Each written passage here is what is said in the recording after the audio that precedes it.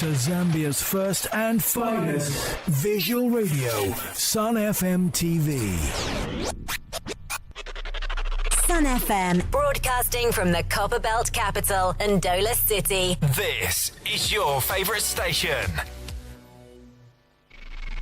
Sun FM.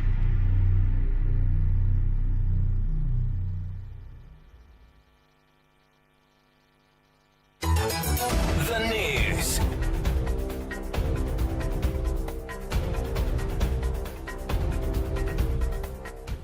Hello, my name is Imelda Chikwati to present the news here on Sun FM Radio and TV.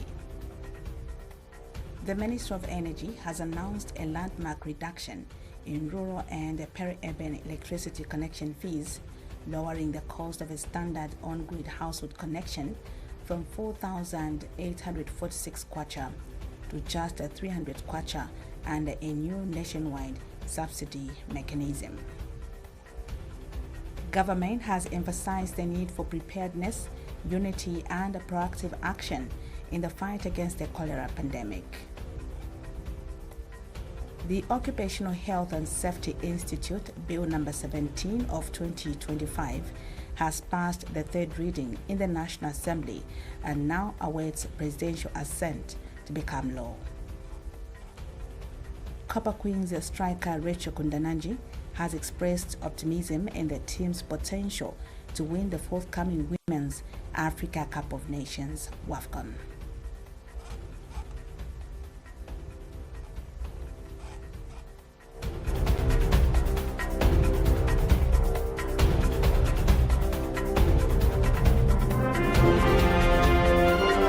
The news. 88.5 Sun FM. The Ministry of Energy has announced a landmark reduction in rural and peri-urban electricity connection fees, lowering the cost of a standard on-grid household connection from 4,846 kwacha to just 300 kwacha and a new nationwide subsidy mechanism. Minister Makozo Chikote announced it during the launch of the Accelerating Sustainable and Clean Energy Access Transformation in Zambia Ascend Zambia program in Lusaka today. Mr. Chikote explained that the subsidy forms part of the $250 million Ascend program supported by the World Bank, which aims to connect more than 1.6 million Zambians to electricity and clean cooking technologies over the next 5 years. He disclosed that the 2026 application window for the subsidy will open on 22nd December 2025, targeting 100,000 new household connections in its first year. The minister urged citizens to take full advantage of the opportunity and directed ZESCO and the Rural Electrification Authority to intensify nationwide awareness efforts. And RIA Acting Chief Executive Officer Engineer Alex Mbumba reaffirmed the authority's commitment to delivering the project efficiently and transparently. He said RIA will strengthen collaboration with ZESCO to ensure smooth implementation and timely service delivery, particularly in underserved rural areas. While ZESCO Managing Director Engineer Justin Longo described the Ascend program as a game changer with the potential to transform lives by expanding access to clean, reliable, and affordable electricity. The World Bank pledged continued financial and technical support to the initiative, commending Zambia for its reform efforts and commitment to expanding modern energy services. And COMESA also announced that it will provide technical assistance to the Ascend project, further strengthening regional cooperation aimed at enhancing institutional capacity and accelerating energy access. On the broader significance of the program, Mr. Chikote noted that Zambia's electricity access rate currently stands at 51%, with rural access at only 33%. He said the Ascend program, aligned with the Vision 2030 and the Continental Mission 300 initiative, will help close this gap by promoting electrification, advancing clean cooking solutions, and improving socio-economic conditions. This is in a statement issued by the Ministry of Energy Communications Unit. Copperbelt Minister Elisha Matambo emphasized the need for preparedness, unity, and proactive action in the fight against the cholera pandemic.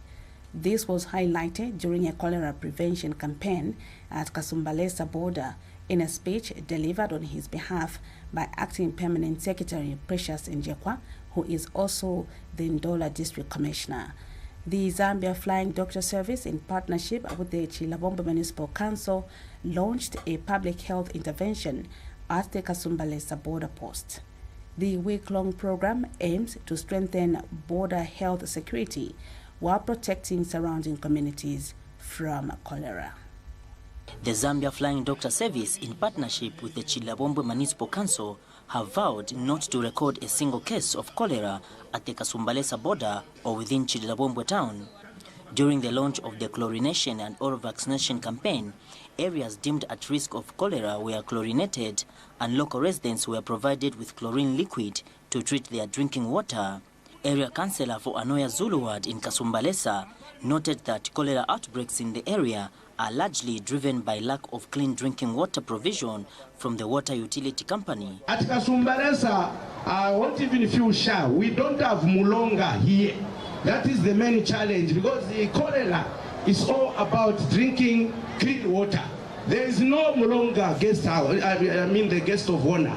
So we still need boreholes. For the sake of permanent eradication of cholera in Chidirabombwe, Mayor Lakis Chone expressed appreciation for the partnership.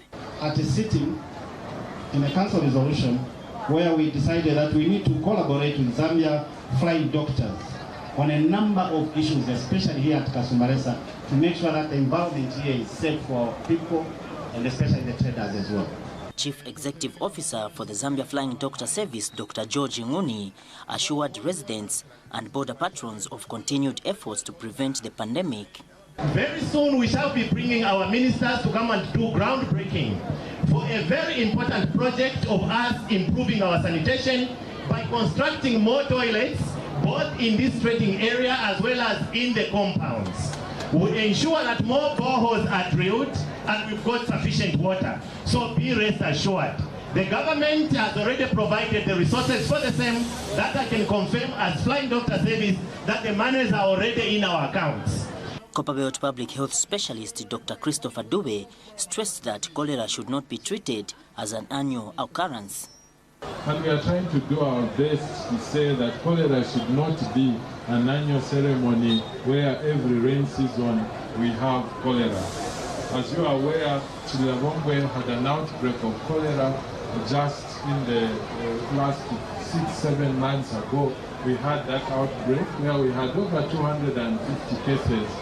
Acting Permanent Secretary Precious Njekwa represented Copperbelt Minister Elisha Matambo in gracing the event. Let us all commit starting today, making Kasumbalesa a clean, safe, and efficient hub, a true reflection of our nation's potential. Let's clean up. Meanwhile, District Commissioner Kedi Chiwinga emphasized that government does not take pleasure in cholera outbreaks. We as district stakeholders, we are determined to ensure that this rain season, through our actions, we do not record any cholera case in Kasumbalesa. Reporting for Sun FM Radio and TV, I'm Cletus Mutoki in Chidirabombwe. The Occupational Health and Safety Institute, Bill number 17 of 2025, has passed the third reading in the National Assembly and now awaits presidential assent to become law. In a statement, Ministry of Labor and Social Security Principal Public Relations Officer Mwakandawa explained that once assented to by President Hakainde Hichilema, the new law will repeal and replace the Occupational Health and Safety Act number 36 of 2010, signaling a major transition in the country's approach to safeguarding the health and well-being of workers. The current act, though effective over the past years, has narrow sectoral coverage and inadequate enforcement mechanisms. The historic safety reform seeks to strengthen Zambia's occupational health and safety framework by continuing the existence of the Occupational Health and Safety Institute, redefining its functions and reconstructing its board to enhance governance, accountability, and operational efficiency. It also introduces health and safety committees in all workplaces to improve compliance and promote shared responsibility between employers and employees. Since its establishment in 1945, the Occupational Health and Safety Institute's services primarily targeted the mining sector, leaving workers in other industries exposed to occupational risks without adequate protection. The new bill addresses the long-standing gaps by extending occupational health and safety regulation to all sectors of the economy. It also empowers authorized officers to suspend or close workplaces that pose imminent danger to workers or the public, and mandates the creation of workplace health and safety committees comprising equal representation from employers and employees. Former Minister of Information and Broadcasting Services Chishimba Kambwili has welcomed the decision by the Oasis Forum to reject Bill number 7, stating that their rejection was a principled and patriotic act aimed at defending the rights and aspirations of Zambians. Speaking at a media briefing, Mr. Kambwili emphasized that the Oasis Forum's position was not politically motivated, but rather a demonstration of commitment to safeguarding national interests. He noted that the rejection of the bill reflects the forum's resolve to protect citizens from legislation that could potentially consolidate political power at the expense of democratic values. Mr. Kambwili also cautioned churches against engaging in partisan politics, warning that such involvement risks undermining Christian values and creating divisions. He stressed that the role of the church should be to guide both government and the people in addressing pressing social issues rather than endorsing political agendas. What has changed today? That the church mother bodies, the Catholic Church, have become haters. Is it because they are not supporting Bill 7 just as much as they did not support Bill 10? And because a sitting president wants Bill 10 to go through at all costs? And the problem that we have in this country, it's us the citizens. It's us the citizens.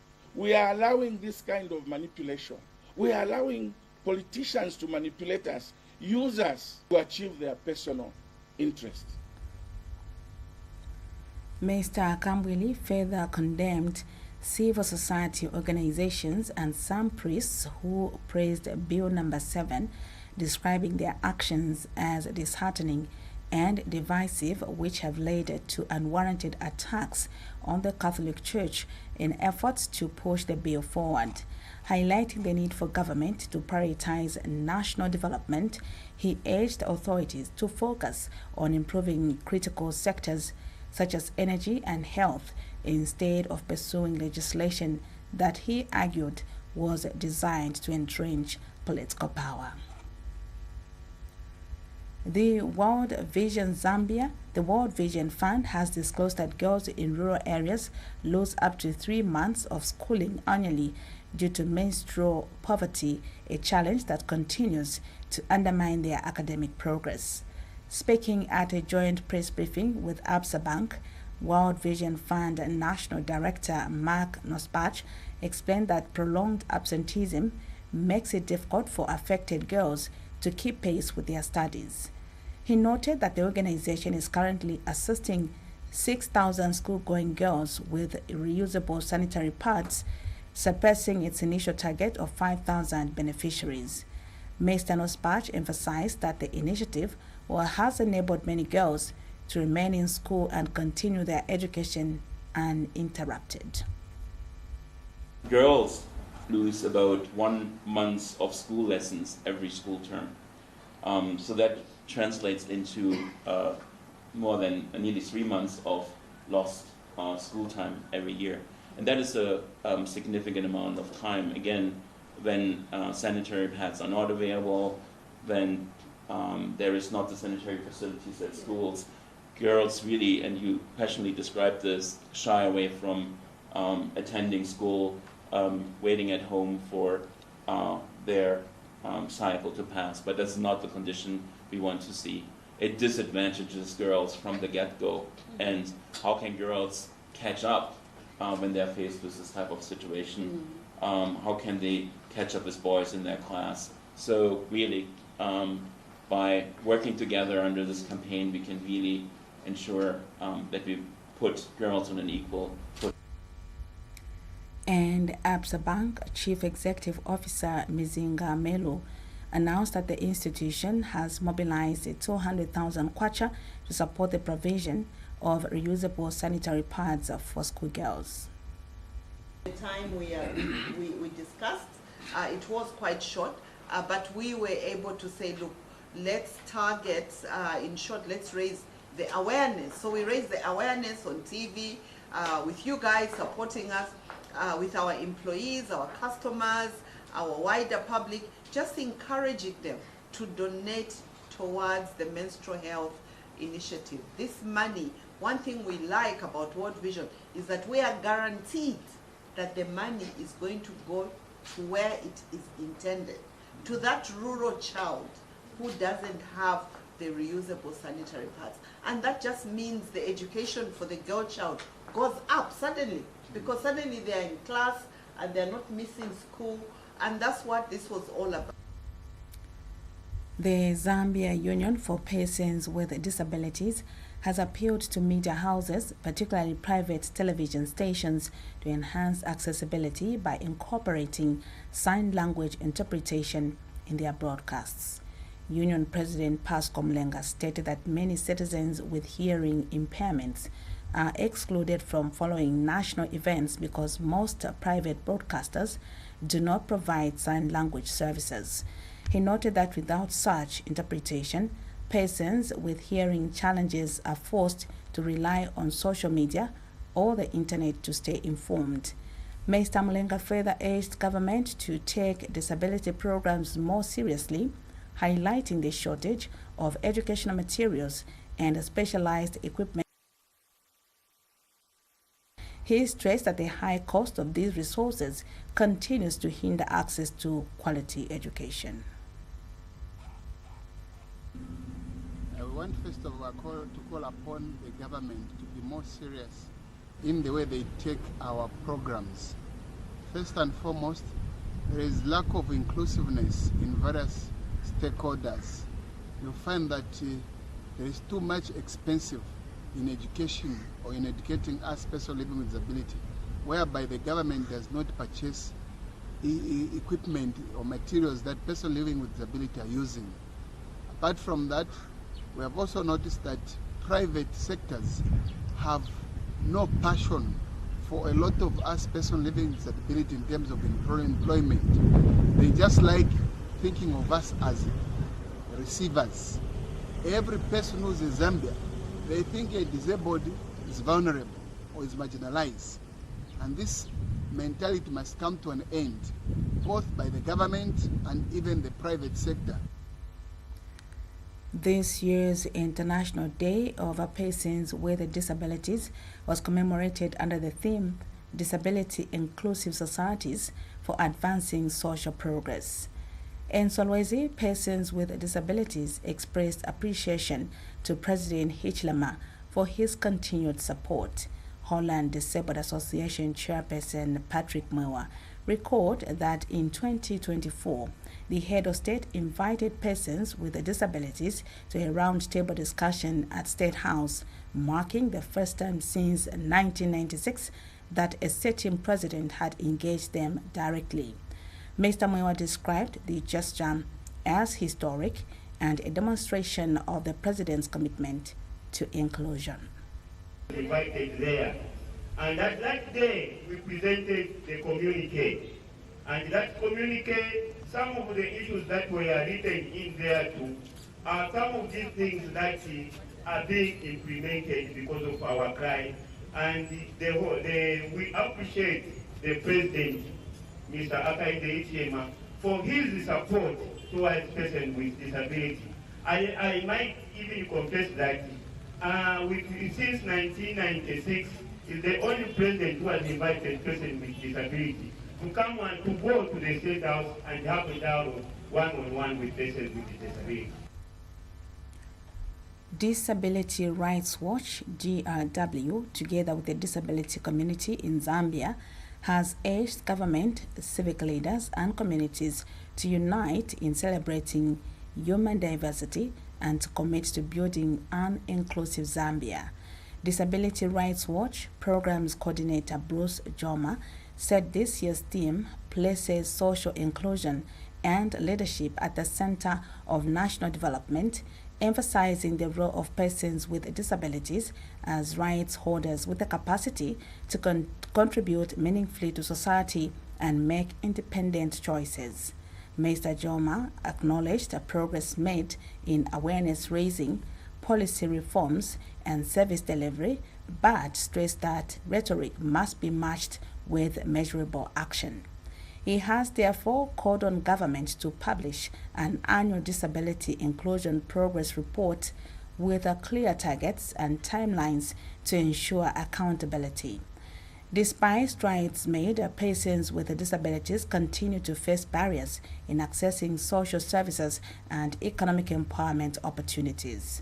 DRW has urged government to raise its level of ambition by increasing funding to the Zambia Agency for Persons with Disabilities to at least 80 million kwacha by 2030. The program's coordinator further highlighted the need to prioritize accessible public services and infrastructure, ensuring that health facilities, schools, social protection centers, communicationally and digitally accessible. He said inclusive education was also underscored with a cause for investment in teacher training, accessible learning materials, and early support services to prevent children with disabilities from being left behind in mainstream schools. DRW emphasized the importance of mainstreaming disability in social protection and economic inclusion, strengthening programs to address disability-specific costs, and promoting inclusive employment measures. As Zambia advances digitally, the organization urged government to ensure that all public-facing platforms meet accessibility standards, allowing persons with disabilities to access health care, education, voting information, and social safety nets. Konkola Copper Mine, KCM, in partnership with Village Water Zambia, has undertaken the drilling of 13 boreholes across Shiwuyunji, Kitwe, Chingola, and Chilabombwe to improve access to safe water in affected communities.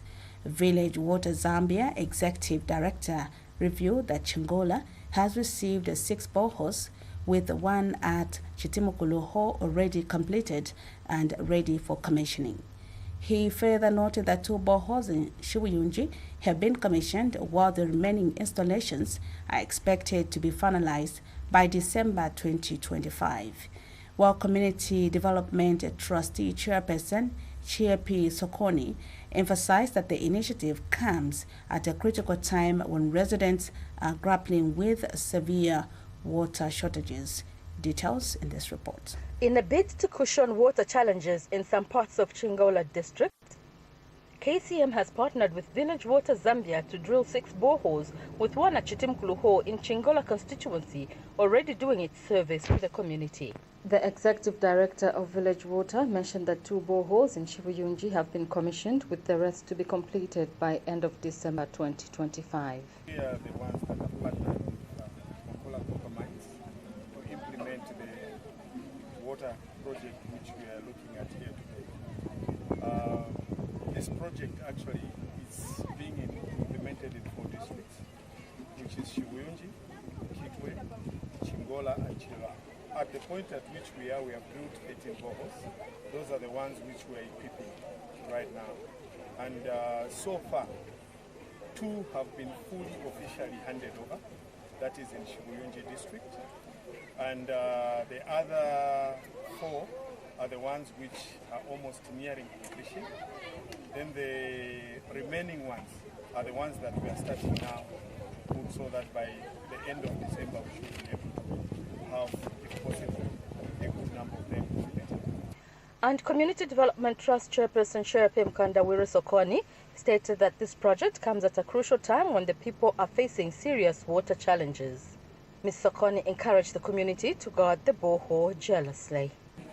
I feel this is really the kind of impact that the trust has been aiming for. And beyond the tanks and the pipes that we see here, I see the physical embodiment of our vision of improving the livelihoods of people in our host community. What I can say is that this is not the water for KCM, but for the people. So probably it's a call on them to guard this facility jealously. And Ward Development Committee member Miriam Banda thanked KCM for drilling a borehole at the premises, saying water challenges have been cushioned despite the growing population. The catchment area is just too big for people. We were just using this one here, but this one wasn't enough for the people of the community. It was just too big for the community. Hence, once the chinga chaona iganishi, for one who struggle, we have no water in our community. So we really want to appreciate the KCM to bring us the water there and the village project that has come in our community. We really thank the people who have come on board for us. Ward Councillor Darwin Hamambo did not relent to express his delight in the project, looking at the huge number of people benefiting in accessing clean and safe water to use. I just want to appreciate this project that has been done by the KCM. Before this project, we are using that hole which is there, and the people that are accessing this water is about maybe more than 5,000 people. Just imagine using the same bowl. Before this water project which is being done here, we had some challenges. The challenge that we cannot imagine. Other beneficiaries also expressed gratitude to KCM and Village Water Zambia for the initiative, further applauding government for bringing vendor to back.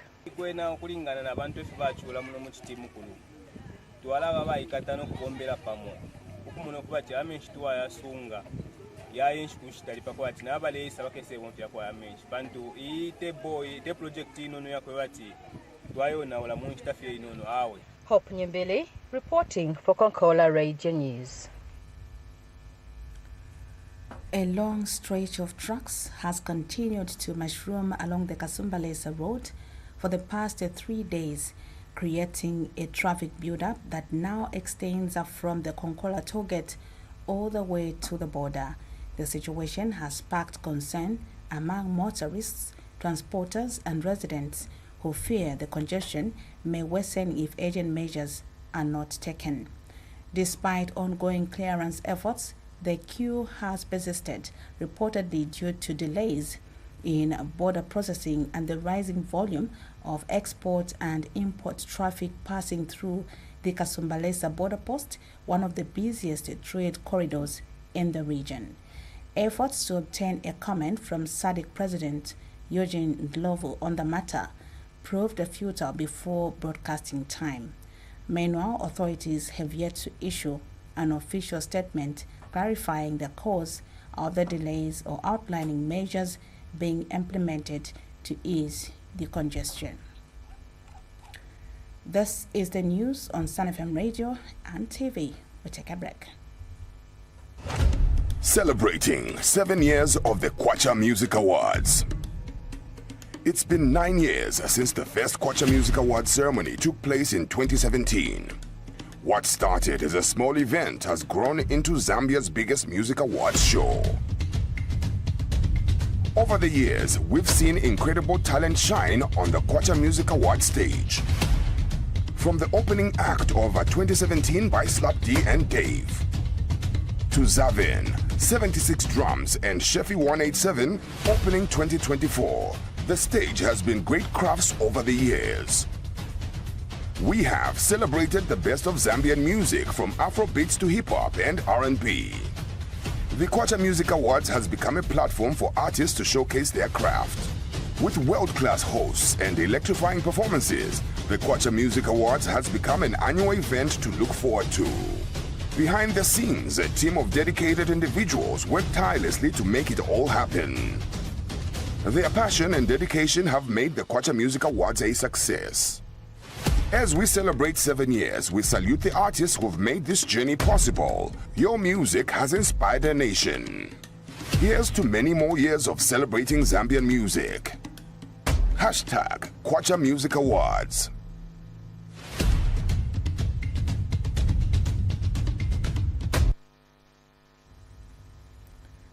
Copa Queens striker Rachel Kundananji has expressed optimism in the team's potential to win the forthcoming Women's Africa Cup of Nations WAFCON. Speaking in an interview after inspiring the team to victory in the three-nation tournament, Kundananji emphasized the importance of nurturing young talent in the quest to transform the Copa Queens into a formidable side. She further highlighted the team's desire to play friendly matches against quality opponents as part of preparations for WAFCON. I think, being focused and just knowing what you want and what you are there for is more important, and, giving all your best in everything. I think this is important to have young players also, to groom them for the next generation, because we won't play forever for the national team. We need to leave some other players to fit in, and not just to leave the national team to let it collapse after this golden generation. Zambia was yesterday crowned champions of the three-nation tournament after amassing 4 points from 2 matches. The 2022 WAFCON bronze medalists fought their way back into contention after coming from a goal-down to secure a 1-1 draw against Malawi on Sunday. Zimbabwe, who defeated host Malawi 2-1 on the opening day, led the standings with 2 points ahead of Zambia before the final fixture. On the last day, a brace from Enele Spiri and a goal from Natasha Nanyangwe sealed Zambia's triumph in the competition. Adding icing to the cake, acting skipper Rachel Kundananji was named the player of the tournament, while Enele Spiri was voted top scorer. Both Zambia and Malawi used the three-nation tournament as part of their preparations for the 2027 Women's Africa Cup of Nations, slated for Morocco, which will also serve as a qualifier for the Women's World Cup. In other sports news, the Football Association of Zambia FAS today reconvened its deferred annual general meeting, AGM, at the Italian Cultural Center in Long Acres. The meeting, which was postponed in May after only addressing election matters, has now resumed to deliberate on other critical agenda items. These include the presentation of the budget, review of audited accounts, the President's activity report, and the ratification of new committee members. Traditionally, the AGM serves as a key platform for setting the strategic direction of Zambian football for the year ahead. Here's a report. The Football Association of Zambia reconvened its annual general meeting today at the Italian Cultural Center in Long Acres. The AGM, which was deferred in May after only addressing elections, has reassumed to discuss critical items including the budget presentation, audited books of accounts, the President's activity report, and ratification of new committee members. This meeting marks the debut chairmanship of newly elected FAS President Keith Mamba and his executive team. Traditionally, the AGM sets the strategic direction for Zambian football over the next 12 months. Officially opening the AGM, Minister of Youth, Sport and Arts, Elvis Nkandu, commended football representatives for creating an enabling atmosphere for the growth of the sport. He urged stakeholders to continue supporting each other, stressing their critical role in developing football nationwide. Thank you very much for the environment that you've created, which is very enabling, and please continue. Let us support each other. Football is for all of us. FAS President Keith Mwemba called for unity and accountability, urging deliberations to be conducted with maturity and restraint. He noted the absence of previous leaders, saying they were not available to explain themselves. Show appreciation and for our former leader, Sandu Ndagakamanga, and his previous leadership. Some of them are still here, and let's clap for them for the role they played in developing Zambian football. So there are certain things some of us might be burning that you would have watched to speak out and exercise your freedom of expression. I'm saying let's exercise restraint because it is not fair to raise issues against someone who is not here to defend himself. Vice General Secretary Machacha Shipande commended councillors present at the AGM, emphasizing that their support has helped the newly elected leadership begin rebuilding the foundations of the football fraternity. The past months have reminded us that football administration is not merely about fixtures and participating in tournaments. It is about strategic thinking. The reconvened FAS annual general meeting has set the stage for renewed unity, accountability and strategic direction in Zambian football, with government pledging support. The new leadership under President Keith Mwemba and his executive team now faces the task of translating today's deliberations into tangible progress both on and off the pitch. Reporting for Sun FM TV News, I'm Emma Shanshima.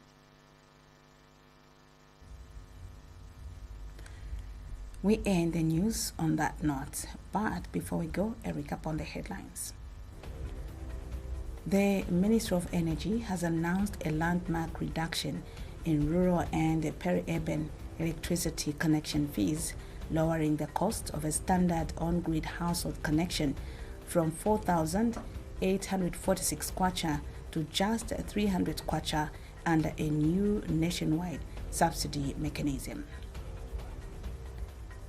Government has emphasized the need for preparedness, unity, and proactive action in the fight against the cholera pandemic.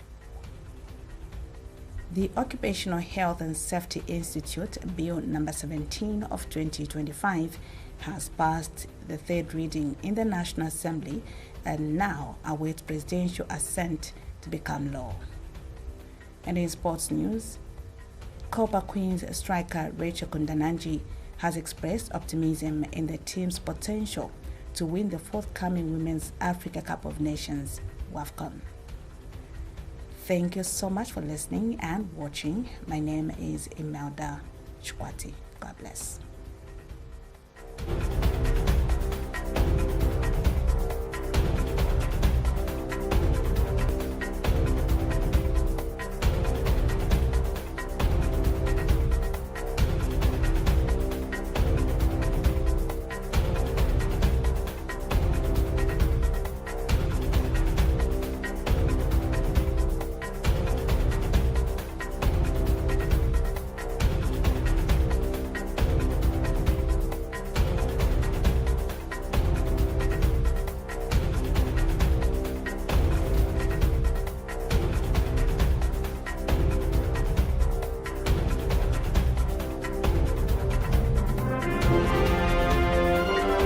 The News, 88.5 Sun FM. The long-awaited MTN Super League is here and it's live on Top Star. This is more than football. It's pride.